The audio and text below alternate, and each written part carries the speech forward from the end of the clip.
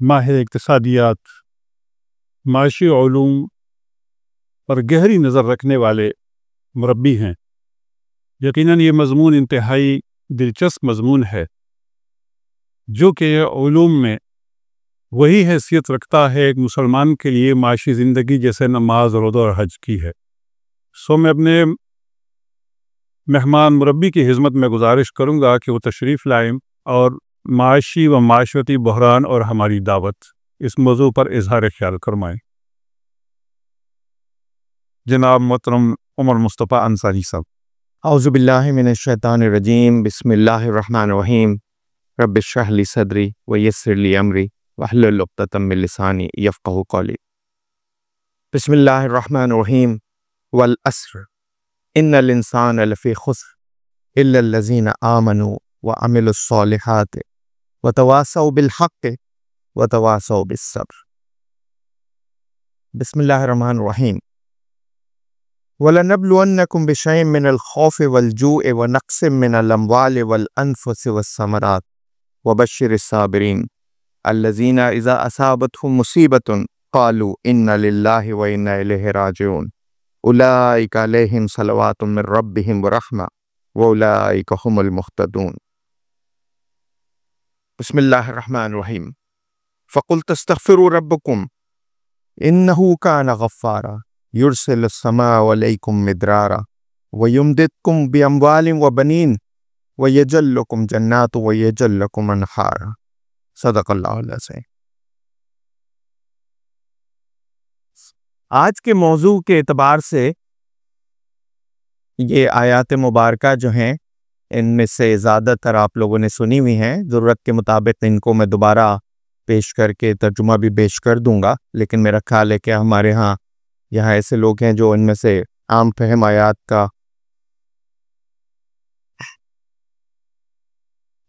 آیات کے اعتبار سے ان کا مطلب سمجھتے ہیں، تو میں انشاءاللہ ان پر موضوع کے اعتبار سے دوبارہ واپس آؤں گا۔ جو موضوع دیا گیا ہے وہ آج کا معاشی اور معاشرتی بحران اور اس کا ہماری دعوت سے تعلق۔ یہ ایک ایسا موضوع ہے جس میں کئی مختلف پہلو ہیں، سارے کے سارے تو آج ہم اس مختصر گفتگو میں شاید ان کا احاطہ نہ کر پائیں، لیکن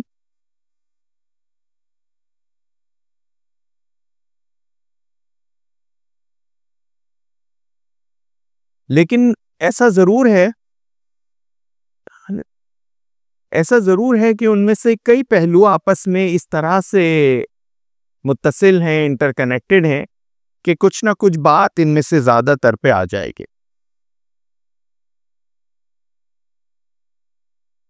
کچھ چیزیں ایسی ہیں جن کو ہم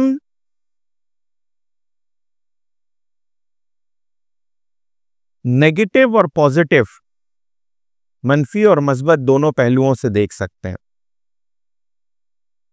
آج کے حالات، معاشی حالات، معاشرتی حالات، ہمارے ارد گرد جو لوگ ہیں، ہم سب جن کو دیکھ رہے ہیں، جن کے ساتھ رہتے ہیں، اٹھتے بیٹھتے ہیں، ان کے انفرادی حالات، ہمارے معاشرے کے اجتماعی حالات، ہمارے ملک کے حالات، امت مسلمہ کی بحیثیت مجموعی زبوں حالی،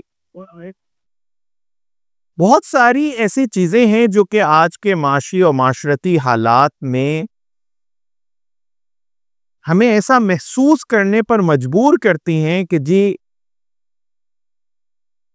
جو کہتے ہیں نا عام الفاظ میں، حالات تباہ ہیں، تجارت تباہ ہے، یہ قوم ہی تباہ ہو گئی ہے، پاکستان سے زندہ بھاگ، یہ تو ایک مشہور مقولہ ہے، آج کل اس پہ زیادہ عمل کی کوشش بھی ہو رہی ہے۔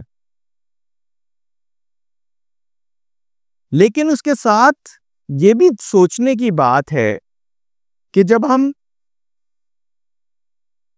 انسانی تاریخ اور اپنے ملک کی یہ 75 سالہ تاریخ، 77 سالہ، اس کو بھی اگر دیکھتے ہیں تو اس میں بھی ہمیں بے شمار مواقع ایسے نظر آتے ہیں کہ زبوں حالی اس سے بھی زیادہ شاید گئی گزری ہو. ان حالات سے متعلق آج ہم جتنا ایک دوسرے کے ساتھ روتے ہیں اس سے متعلق 2-3 لطیفے سن لیں تو شاید اچھا ہو جائے. ایک تو مشتاق یوسفی صاحب نے لکھا ہے، کہتے ہیں کہ شریف آدمی کی پہچان یہ ہے کہ وہ 10 منٹ تک حالات حاضرہ پر بغیر گالی دیے بات کر لے. یعنی حالات حاضرہ جو ہیں وہ یوسفی صاحب کے دور میں بھی ایسے ہی تھے. دلاور فگار صاحب کہتے ہیں حالات حاضرہ میں اب اصلاح ہو کوئی، اس غم میں لوگ حال سے بے حال ہو گئے. حالات حاضرہ نہ صحیح مستقل مگر حالات حاضرہ کو کئی سال ہو گئے. یعنی بات صحیح ہے. آج کے حالات، چاہے ہم معاشرتی مسائل کی بات کر رہے ہیں، معاشی مسائل کی بات کر رہے ہیں، چاہے ہم اپنے ملک کے حالات کی بات کر رہے ہیں، چاہے ہم امت کی زبوحالی کی بات کر رہے ہیں، لیکن واقعی میں ان حالات حاضرہ کو کئی سال ہو چکے ہیں. اور ایسا نہیں ہے کہ شاید اس سے بدتر حالات کبھی ہم پر بحیثیت امت یا بحیثیت قوم نہ گزرے ہوں. تو میں اصل میں جو بات کہنا چاہ رہا ہوں وہ یہ کہ حالات یقیناً خراب ہیں، لیکن ہمیں اس سے ہمت ہارنے کی بجائے ہمیں یہ دیکھنے کی ضرورت ہے کہ اس سے ہمارے لیے عمل کے کیا مواقع، کیا اپرچونٹیز پیدا ہوتی ہیں. اس سے ہمارے لیے دعوت کی اور اپنے کام کو آگے بڑھانے کے کیا حالات پیدا ہوتے ہیں.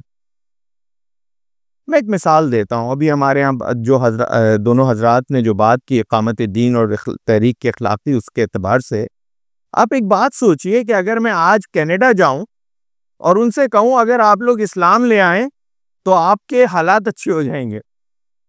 سوچئے گا اس بات پہ. اسکینڈینیوین کنٹریز ہیں، میں ان کے پاس جاؤں اور ان سے کہوں آپ اسلام لے آئیں آپ کے حالات اچھے ہو جائیں گے.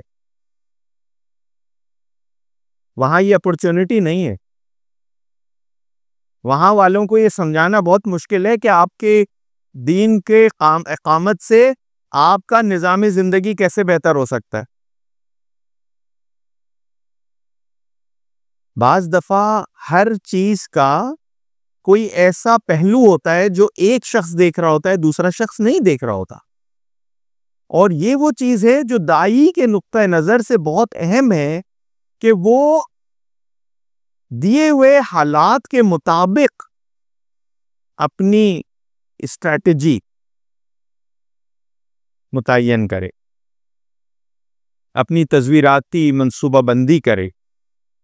یہ دیکھے کہ اس وقت کے کیا حالات ہیں اور ان حالات میں کام کو آگے بڑھانے کے کیا طریقہ کار ہو سکتے ہیں. اور ایک طرف تو یہ کہ اگر حالات میں ایک چیز ہم کو نظر آ رہی ہے تو کیا وہ حالات کا کوئی اور پہلو بھی ایسا ہے جو ہماری نظروں سے اوجھل ہے، جس میں کوئی مثبت پہلو ہو، جس میں کوئی بہتری کی بات ہو. اور اگر ایسا نہیں بھی ہے تو کیا یہ حالات ہمارے لیے کام کرنے کا ایک وسیع تر میدان اور کام کرنے کا ایک بہتر طریقہ کار مہیا تو نہیں کرتے؟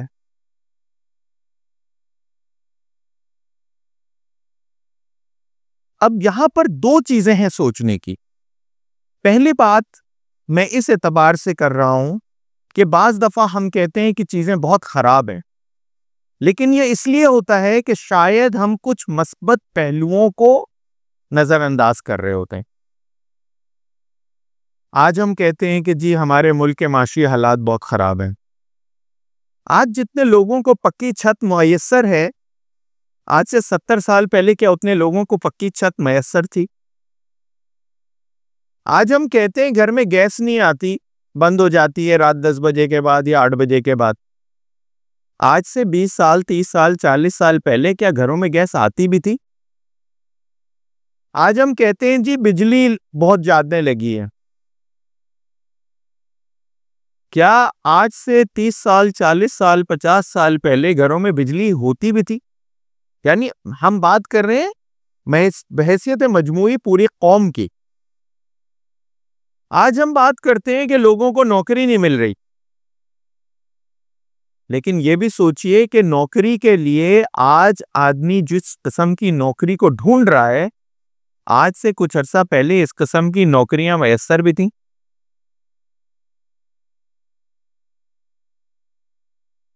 آج اگر ہم یہ کہتے ہیں کہ زمانہ بڑا خراب ہے جی، بزرگوں کی کوئی عزت نہیں کرتا، 100 سال پہلے اکبر الہ آبادی کہہ کے گئے کہ ہم ایسی سب کتابیں قابل ضبطی سمجھتے ہیں کہ جن کو پڑھ کے لڑکے باپ کو خپتی سمجھتے ہیں۔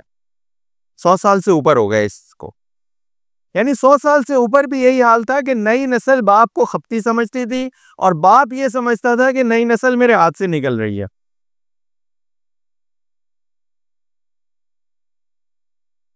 میری باتوں کا مطلب یہ نہیں ہے کہ حالات میں ایسی امپرومنٹ آئی ہو جو کہ یعنی جس کو ہم کہیں کہ جس کی ہمیں امید کرنی چاہیے تھی۔ پاکستان بننے کے بعد جو اسلامی نظام کے اعتبار سے، جو عوام الناس کو فائدہ پہنچنے کے اعتبار سے جو ساری امیدیں ہم نے لگا رکھی تھی، شاید وہ اس ملک سے ہماری اس طریقے سے پوری نہیں ہوئی۔ لیکن ایک طرف یہ ہے کہ مایوسی کا یہ جو عالم پیدا کیا جا رہا ہے، اور ہر طرف ایک مایوسی کا دورہ آ رہا ہے، یہ مومن کے لیے مناسب نہیں ہے۔ مومن کے لیے ان چیزوں کو لے کر ایک مایوسی کا وہ کرنا، اور پھر حالت صرف یہ نہیں ہوتی کہ ہم ادھر سے مایوس ہو رہے ہیں، حالت یہ ہوتی ہے کہ میں نے دیکھا ہے ہمارے بہت سارے اقامت دین کے لیے کام کرنے والے، بہت سارے نیکیوں کے ارادے رکھنے والے آگے جا کے کہتے ہیں ہمیں کینیڈا اور آسٹریلیا اور یورپ میں کہیں شفٹ ہو جائیں۔ مایوسی ان درجوں تک پہنچ رہی ہوتی ہے۔ اور پھر اب ایک بڑا مشہور ایک مقولہ بن گیا، میں آپ کو بتا دوں، میں سینکڑوں لوگوں سے سن چکا ہوں، جی اب تو اسلامی انقلاب امریکہ سے ہی آئے گا، امریکہ اور یورپ سے ہی آئے گا۔ فرق ہے، تاتاریوں نے جو وہ تھا کہ پازما مل گئے کعبے کو صنم خانے سے، وہ تاتاریوں نے آپ کو جب فتح کیا تو ان کے پاس اپنی کوئی تہذیب نہیں تھی، وہ بہت جلدی آپ کی تہذیب اور آپ کے نظام سے متاثر ہو کر بالعموم انہوں نے اسلام قبول کر لیا۔ لیکن اس کے مقابلے میں آج کا دور ڈیفرنٹ ہے۔ آج کے دور میں آپ اگر ان لوگوں کے پاس جاتے ہیں تو وہ یہ امید کرتے ہیں کہ آپ ان کے نظام میں اپنے آپ کو بدلیں گے۔ وہ تو وہاں بیٹھ کے چاہتے ہیں کہ یہاں آپ اپنے نظام کو ان کے حساب سے بدلیں۔ میں نے اس ساری تیاری میں تھوڑی بہت جو تیاری کرنے کا موقع ملا، اس میں جو میں نے غور کیا تو مجھے یہ لگا کہ باقی ہر معاملے میں یہ نہیں کہہ سکتا کہ حالات پہلے سے زیادہ خراب ہیں۔ مجھے صرف ایک معاملے میں لگتا ہے کہ حالات پہلے سے زیادہ خراب ہیں۔ اگین ہو سکتا ہے ہم سب کی رائے مختلف ہو۔ مجھے لگتا ہے اگر میں انسانیت کی ابتدا سے دیکھوں، ہمیشہ امیر غریب کا فرق رہا ہے، ہمیشہ لوگوں کے لیے کمانا کھانا مشکل رہا ہے، ہمیشہ چوری ڈاکہ ظلم، جس کے ہاتھ میں ڈنڈا ہے اس نے اپنی حکومت قائم کی، اس نے لوگوں کو لوٹنا شروع کر دیا، ان پہ ٹیکس لگانا شروع کر دیا، اپنے محل بنانے شروع کر دیے۔ یہ چیز غار کے زمانے سے انسان میں آ گئی۔ یہ ساری چیزیں ویسی ہیں۔ انبیاء کرام کو دیکھیں، جب وہ اپنی دعوت لے کے گئے کبھی انہیں اکثریت نہیں ملی، لیکن مجھے آج ایک چیز لگتی ہے جو کہ قیامت کی نشانیوں کی طرف ہم جب جاتے ہیں تو اس میں نظر آتا ہے، ہمیں یہ لگتا ہے کہ آج کا جو طاغوت ہے وہ پہلے سے بہت زیادہ منظم اور مضبوط ہے، اور اس کے پاس صرف فزیکل طاقت جسے ہم کہتے ہیں وہ نہیں ہے کہ اس کے پاس ہتھیار زیادہ ہیں، نہیں، اس کے پاس علم بھی ہم سے زیادہ ہے، اس کے پاس نظام زندگی بھی ہم سے زیادہ اچھا بنا کے بیٹھا ہوا ہے۔ یعنی میں نہیں کہہ رہا کہ وہ صحیح نظام زندگی ہے، لیکن وہ اپنے اعتبار سے دنیا کو جنت بنا کے بیٹھا ہوا ہے۔ تو مجھے صرف ایک چیز لگتی ہے کہ آج کے حالات میں جو حقیقی فرق ہے پچھلے زمانوں کے مقابلے میں انسانیت کی ابتدا سے لے کر اب تک، وہ صرف یہ ہے کہ طاغوت آج کا بہت زیادہ مضبوط ہے. اور صرف اسلحے کے اعتبار سے میں یہ بات نہیں کروں گا، دوبارہ میں کہوں گا آج کا طاغوت منظم ہے. آج کا طاغوت علمی طور پر بہت مضبوط ہے، بہت مضبوط ہے علمی طور پر. ہم اس علم کو حقیقی علم نہیں مانتے کیونکہ وہ اللہ کے دین کے یعنی اس میں نہیں ہو تو ہم اس کو حقیقی علم نہیں مانیں گے. لیکن ہم جو بات سمجھنے کی ہے وہ یہ کہ اس نے اپنے آپ کو علمی طور پر ریسرچ اینڈ ڈیولپمنٹ کر کر اپنا ایک نظام سیاست، نظام حکومت، معاشی نظام اور تجارتی نظام، یہ سب چیزیں اس درجے پر بنا کر اپنے آپ کو اس درجے مضبوط کر لیا ہے. اس بات کے علاوہ میں سچ کہتا ہوں کہ مجھے کوئی اور چیز ایسی نظر نہیں آتی. آپ یاد رکھیں جتنے حالات خراب ہوتے ہیں ہمیشہ اتنا ہی زیادہ انقلاب کا راستہ کھلتا ہے. آپ انبیاء کرام کے انقلاب دیکھیں، بنی اسرائیل کا حال اتنا خراب ہو گیا کہ ان کے اوپر ان ظالمین ایسے مسلط ہو گئے کہ بیٹوں کو قتل کر دیتے تھے، بیٹیوں کو زندہ رکھتے تھے، پوری قوم غلام بنی ہوئی تھی. ایک درجہ آیا کہ وہ انقلاب کے لیے وہ قوم تیار ہو گئی، حالانکہ اس قوم میں پھر بھی ڈھیلا پن بہت تھا. ہمیں ملتی ہیں وہ ساری باتیں. اس ڈھیلے پن کے باوجود وہ قوم کم از کم اس درجے اٹھ کھڑی ہوئی کہ حضرت موسیٰ علیہ السلام کے ساتھ اٹھ کے نکلنے کو تیار ہو گئی، ہجرت کرنے کو تیار ہو گئی. اب غور کیجئے تاریخ انسانی میں چاہے انبیاء کا انقلاب ہو، چاہے وہ دنیاوی مختلف ازمز کا انقلاب ہو، لیکن اس کے لیے حالات اسی وقت سازگار ہوتے ہیں جب معاشی و معاشرتی حالات بہت بری طرح بگڑ جاتے ہیں.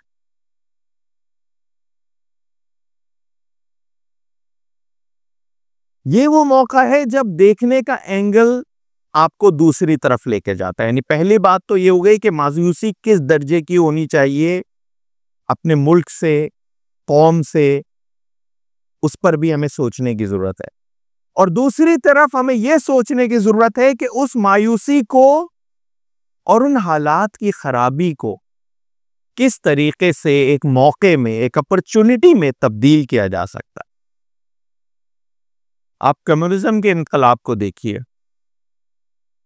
جرمنی میں اس کی علمی کام زیادہ جرمنی میں ہوا، سب سے زیادہ مارکس اور اینجلز کا. انقلاب کہاں آیا؟ روس میں، جن کا علمی کام کم تھا. اب جرمنی میں انقلاب کیوں نہیں آیا؟ اور جرمنی میں سوشلسٹ حکومت دوسری جنگ عظیم کے بعد روس کے قبضے کے نتیجے میں تو بنی، لیکن جرمنی میں حقیقی سوشلسٹ حکومت نہیں بنی. اور جیسے ہی موقع ملا انہوں نے اس حکومت کو ختم کر کے دونوں جرمنی کے حصوں کو ملا دیا. روس میں کامیاب ہو گئی.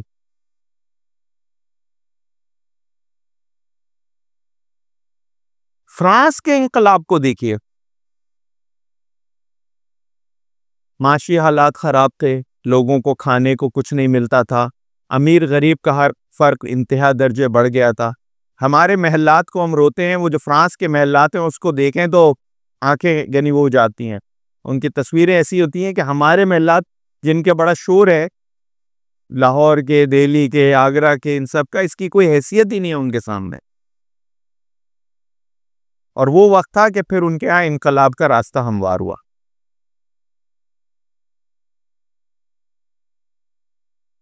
دیکھنے والے کی آنکھ اس موقع کی تلاش میں رہتی ہے. یہ وہ چیز ہے جہاں پر ہم کو دائی کے نقطہ نظر سے بہت ساری چیزوں کو سوچنے کی ضرورت ہے. اچھا، یہاں پر ایک اور بہت امپورٹنٹ بات ہے. اگر ہم غور کریں، ہماری دعوت کے حقیقی معنوں میں دو حصے ہیں. یعنی جو حقیقی دعوت ہے وہ کیا ہے؟ اللہ کی طرف بلانا ہے. ٹھیک ہے؟ ہمیں انسانوں کو، عالم انسانیت کو اللہ کی طرف بلانا ہے، اور جب ہم اللہ کی طرف بلاتے ہیں تو اس کا آغاز ذات سے ہوتا ہے، اور اس کا جو ٹارگٹ جو ہدف ہم نے حاصل کرنا ہے، وہ ہدف ایک اقامت دین کے اعتبار سے، ایک نظام زندگی کے اعتبار سے ہوتا ہے۔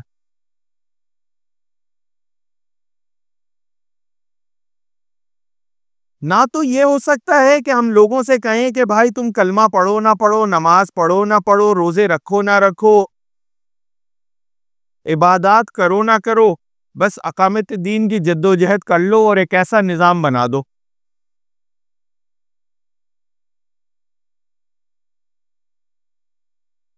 اور نہ یہ ہو سکتا ہے کہ ہم لوگوں سے یہ کہیں کہ تم بس اپنی ذات پر اسلام لے آؤ، نماز پڑھ لو، باقی دنیا میں دائیں بائیں کیا ہوتا ہے اس کی طرف کوئی توجہ نہ کرو۔ ان دونوں چیزوں میں توازن اور ترتیب ہے۔ ایک اور بہت امپورٹنٹ بات یہ ہے جو ہمارے سمجھنے کی ہے، وہ یہ کہ جواب دہی بھی آخرت میں انفرادی ہے۔ مجھ سے اور آپ سے اور یہاں موجود ہر فرد سے اور ہمارے قائدین سے یہ نہیں پوچھا جائے گا کہ تم انقلاب لائے نہیں لائے، یہ پوچھا جائے گا کہ کیا تم نے اپنے حصے کا کام کیا کہ نہیں کیا۔ اس اعتبار سے ہمیں یہ بات سمجھنے کی ہے کہ انفرادی اور اجتماعی دونوں دعوت کے اعتبار سے جو معاشی اور معاشرتی حالات کی خرابیاں ہوتی ہیں وہ بہت سارے مختلف مواقع کو جنم دیتی ہیں۔ امریکہ میں معاشرہ ہر لحاظ سے ویلدی ہے، سب کچھ ہے، وہاں جا کر گرو رجنیش جیسا آدمی جا کر بڑا کامیاب ہو جاتا ہے، لاکھوں لوگوں کو اپنا وہ کر لیتا ہے۔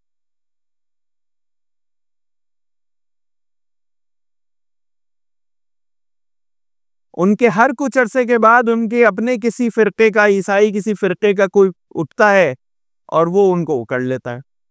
اور یہ نہیں ہوتا تو بھی جناب وہ موٹیویشنل اسپیکرز اور سیلف مینجمنٹ لکھنے والے لوگوں کی کتابیں ملینز کی تعداد میں بکتی ہیں۔ کیوں؟ اس لیے کہ ذاتی زندگی میں انسان جب پریشان ہوتا ہے، اور خاص طور پہ جب معاشرتی اعتبار سے پریشان ہوتا ہے، تو اس کو وہ ایک ایزی ٹارگٹ ہوتا ہے۔ اس کو اگر کوئی ہندو گرو بھی پہنچ جائے نا، تو وہ ہندوازم جس کے اندر آج کے دور سے عقلی دلائل کے اعتبار سے شاید کسی کو بھی قائل کرنے کی طاقت نہ ہو، عقلی دلائل کے اعتبار سے، یہاں آدمی ایک خدا کو نہیں مانتا ہے، آپ اس کو ہزاروں خدا کیسے منوائیں گے؟ عقلی دلائل تو آج کے دور میں، مطلب اسلام پھر بھی عقلی دلائل لاتا ہے، لیکن ہندوازم سے آپ عقلی دلائل کی امید نہیں کرتے۔ اس کے باوجود آپ کو میں بتاؤں کہ لاکھوں لوگ جو ہیں اس طرح کے گروہوں سے جو ہیں وہ متاثر ہوتے ہیں۔ کیوں؟ کیونکہ یہ جو انسان کی معاشرتی پریشانیاں ہیں، اور انسان کے اندر اللہ نے ایک تڑپ رکھی ہوئی ہے ہر انسان کے اندر کہ اس کو ایک روحانی سکون چاہیے، اس کو اسپرچویلٹی کا ایک ضرورت ہے۔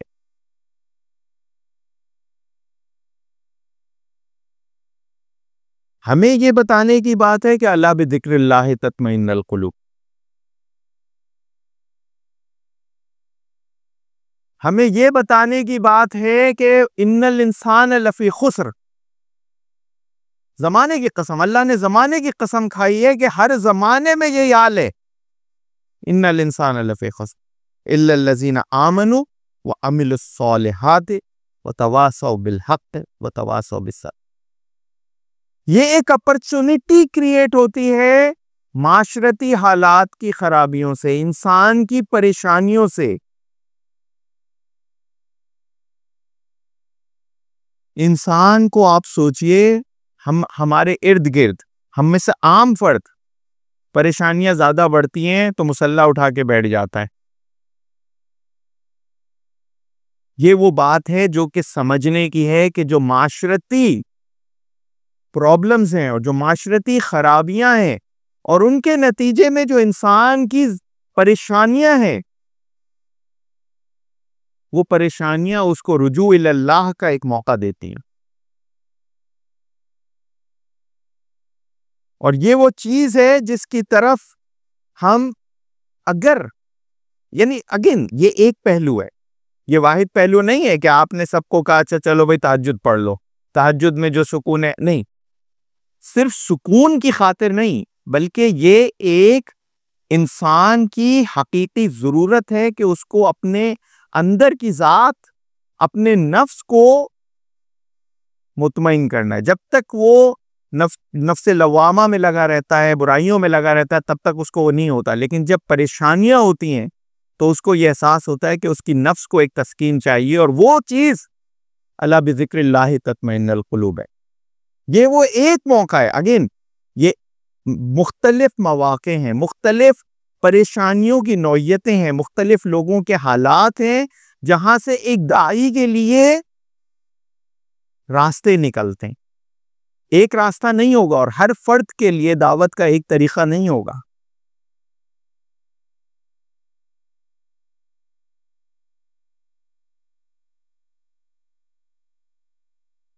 اب آئیے اس کی دوسری طرف.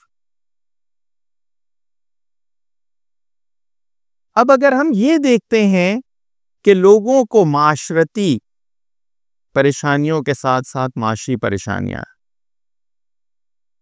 ملک کے حالات بھی خراب ہیں، اداروں کے حالات بھی خراب ہیں، ہمارے ارد گرد جو افراد ہیں ان کے حالات بھی خراب ہیں اور ان کو پریشانیاں بھی ہو رہی ہیں ان معاملات میں.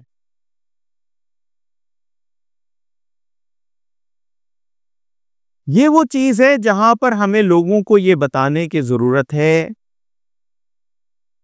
دو اعتبار سے. ایک تو یہ کہ اللہ کی طرف آؤ تو اللہ کے ہاتھ میں ہی سارے رزق کے دروازے ہیں.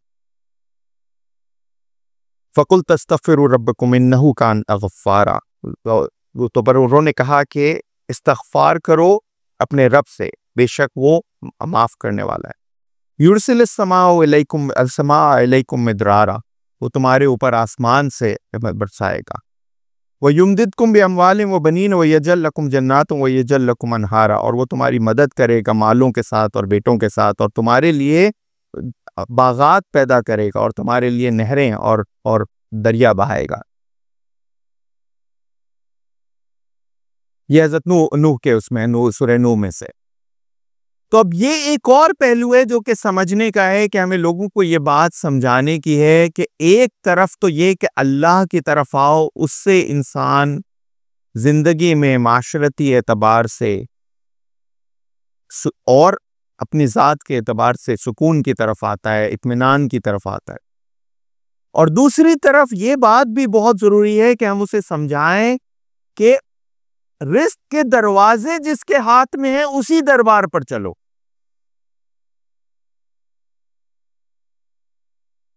کوئی اور صورت نہیں ہے رزق کے دروازے کھلنے کی. اور اگر اس نے یہ طے کر دیا کہ تمہیں رزق ملنا ہے تو تمہیں پتہ بھی نہیں چلے گا کہ کس راستے سے تم کو رزق مل رہا.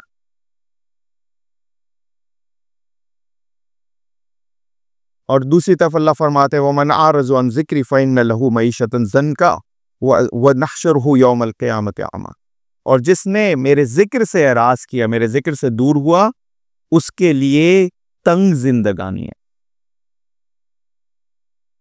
اب تنگ زندگانی کے ڈیفرنٹ معنی ہو سکتے ہیں، معاشی اعتبار سے بھی، معاشرتی اعتبار سے بھی. ایسا ہو سکتا ہے کہ آپ کے پاس مالی اعتبار سے کوئی پیسوں کی کمی نہ ہو، لیکن زندگی میں تنگی ہو، اور نہیں تو آخرت میں تو اندھا کر کے اٹھایا جائے گا ایسے لوگوں کو جنہوں نے اللہ کے ذکر سے دوری اختیار کی. یہ وہ چیز ہے جو کہ ہمیں دوبارہ لوگوں کو توجہ دلانے کی ہے،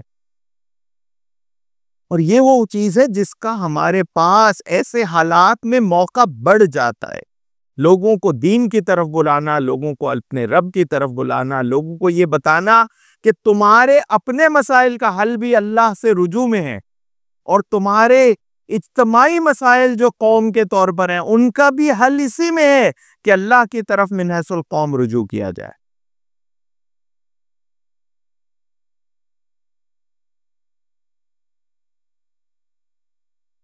معاشرتی مسائل میں کچھ مسائل پر میں بہت مختصر گفتگو کروں گا، جن کو میں سمجھتا ہوں کہ ان کی بہت زیادہ اس وقت اہمیت بڑھ گئی ہے، یا ان کی وجہ سے ہونے والے مسائل بہت زیادہ بڑھ گئے ہیں، اور اس کے نتیجے میں جو میں نے عرض کیا کہ اس کے نتیجے میں وہ جو مواقع ہیں وہ بھی بڑھ رہے ہیں۔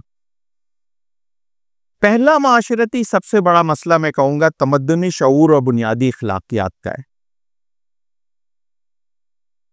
ہماری سب سے بڑی خامی، اور یہ سمجھ لیجئے کہ یہ خامی ہمیں دنیا کے دوسرے قوموں اور ممالک کے مقابلے میں کمزور دکھاتی، یعنی ہماری بنیادی اخلاقیات بحیثیت قوم کمزور ہو چکے ہیں، اور جو تمدنی شعور ہوتا ہے، جو سیوک سینس ہوتی ہے، جو سویلائز سوسائٹی کے اصول ہوتے ہیں، وہ ہمارے بہت خراب ہو گئے ہیں، اور یہ وہ چیز ہے جس پر توجہ کرنے کی بھی ضرورت ہے، اور یہ وہ چیز ہے جس کا وہ ساری اخلاقیات ہمارے دین میں سے ہیں۔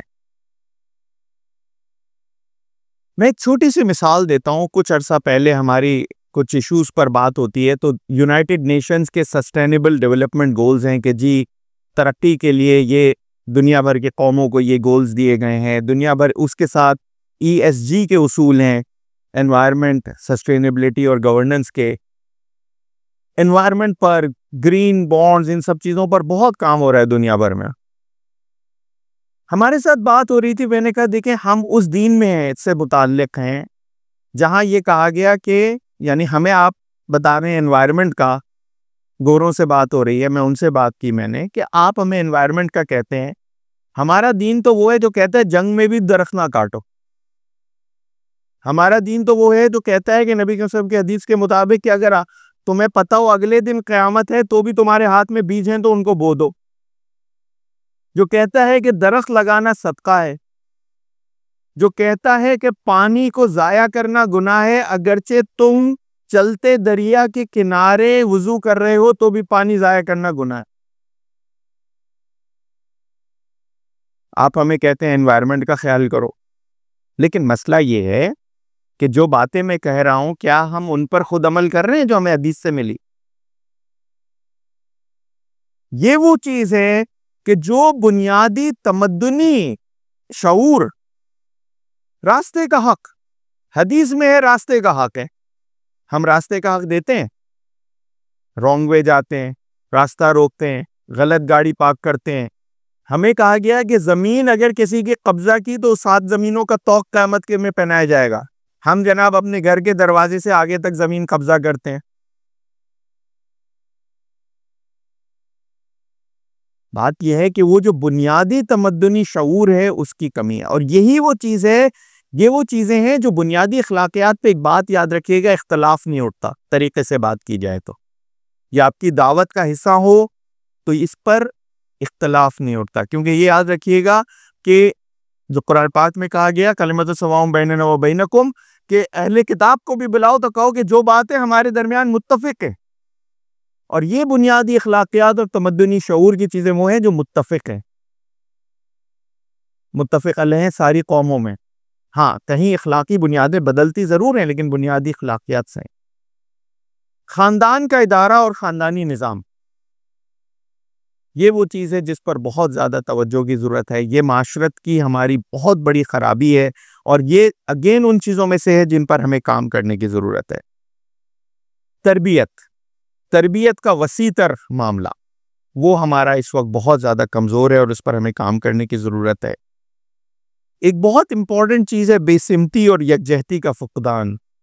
اب اس کے لیے کس طریقے سے، یعنی ہماری جو قوم کا حال ہے وہ تو وہ ہے کہ چلتا ہوں تھوڑی دور ہر ایک راہ رو کے ساتھ، پہچانتا نہیں ہوں ابھی راہ بر کو میں، تو ہر کسی کے ساتھ جو ہے ہم چل دیتے ہیں، ہمارا ذہن واضح نہیں ہے۔ یہ وہ چیز ہے جو اگین داعیان دین کے لیے یکسوئی کے معاملے کو اختیار کرانا اور اس کے لیے اس پر کوشش کرنا بہت ضروری ہے۔ سیاسی نظام اور سیاسی مسائل جو ہیں وہ بہرحال اس کے بعد انہی کے نتیجے میں نکلتے ہیں۔ اس کے بعد میں یہ عرض کروں گا کہ معاشی اعتبار سے بھی ایسے مسائل ہیں جن کے لیے ہمارے پاس جو ہے وہ بہت سارا نکلنے کا موقع بنتا ہے۔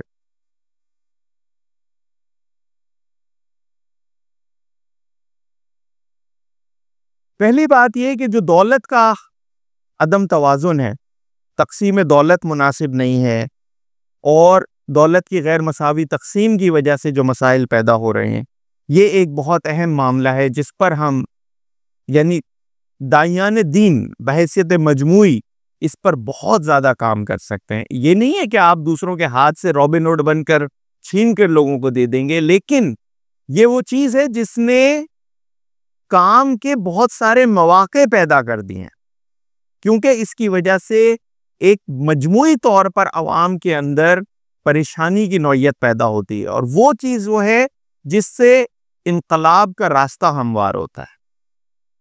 بات یہ ہے کہ اس کو کس طریقے سے اٹھایا جائے، اس پر کس طریقے سے بات کی جائے، اور اس کے لیے کس طریقے سے عملی کام کیے جائیں، کیونکہ اس کے لیے بہت سارے عملی کام کے ادارے بنا کر کام کیا جا سکتا ہے، لیکن یہ بہت ضروری ہے کہ ہم لوگوں کو سمجھائیں کہ جو قرآن کا اور دین کا معاشی نظام ہے وہ لِكَيْ لَا يَكُونَ دُولَةٌ بَيْنَ الْأَغْنِيَاءِ مِنْكُمْ والی جو بات ہے، اس پر جو ہے دین کا ایک بہت بڑا یعنی ایک موقع ہے کہ ہم لوگوں کو دین کی طرف اس راستے سے لائیں اور اس سے ایک انقلاب کے راستے کو ہموار کریں۔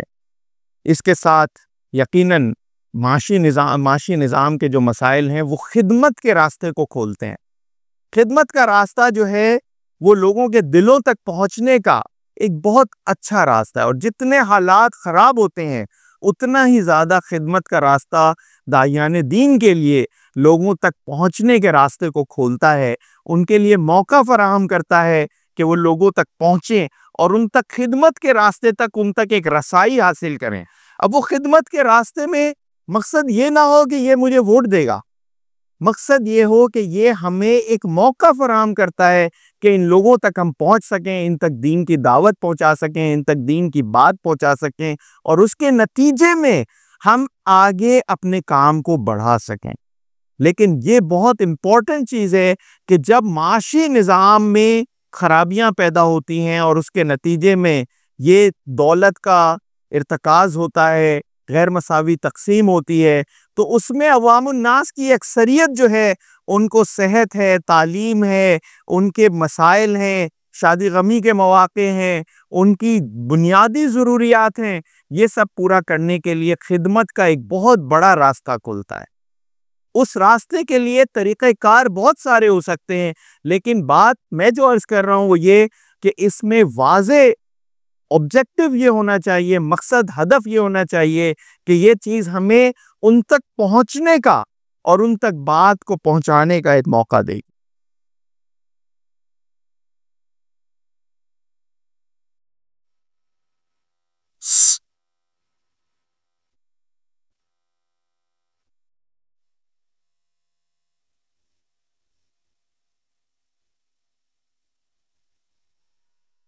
کچھ مختصر میرے پاس نکات اور بھی ہیں، اور میرا خیال ہے میں نے گفتگو کو ایسے کیا ہے کہ میں زیادہ تر سمیٹ لوں زیادہ تر چیزوں کو، کچھ کو مختصر کر کے، لیکن میرا خیال ہے کہ دو اہم باتیں ہمیں یہاں پر کرنے کی ضرورت ہے۔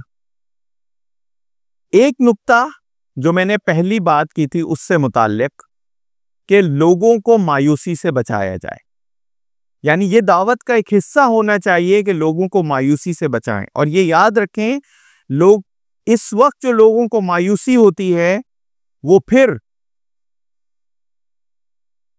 انسان کو کفر اور الحاد کی طرف لے کر جاتی ہے، اور یہ ہم دیکھ رہے ہیں اپنے معاشرے میں۔ یہ ایک بہت امپورٹنٹ بات ہے کہ وہ مایوسی جو لوگوں کو معاشی اور معاشرتی اعتبار سے ہو رہی ہے، ایک طرف تو وہ اپنی ذاتی پریشانیوں میں ہے، دوسری طرف ان کو لگتا ہے کہ آگے امید کی کوئی کرن نہیں ہے، اور اس سے دین سے مایوسی اور ملک سے مایوسی بہت زیادہ تیزی سے بڑھ رہی ہے۔ مایوسی کو روکنے کے لیے پہلے تو ہم دو اعتبار سے اپنے ذہن کو صاف کریں. پہلی بات یہ ہے کہ اللہ تبارک و تعالیٰ جو فرماتا ہے وَلَا تَقْنَطُوا مِن رَحْمَتِ اللَّهِ، وہ ہر اعتبار سے، دنیا آخرت کے اعتبار سے اللہ کی رحمت جو ہے وہ وسیع ہے اور اس سے کسی بھی حال میں مایوس نہیں ہونا چاہیے.